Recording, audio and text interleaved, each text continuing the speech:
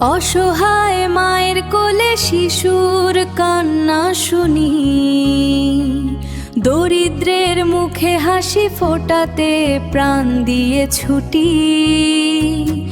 এক হয়ে দাঁড়ায় আমরা, মানবিক ঐক্যে বাঁধা, গোপীনাথপুর ইউনিয়নের মানুষের পাশে চিরকাল থাকবো সাথে।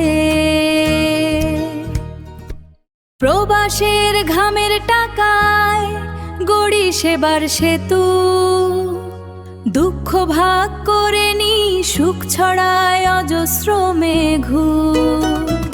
৬ নং গোপীনাথপুর ইউনিয়ন প্রবাসী মানবিক কল্যাণ ঐক্য ফ্রন্ট আমাদের নাম, মানবতার প্রতীক।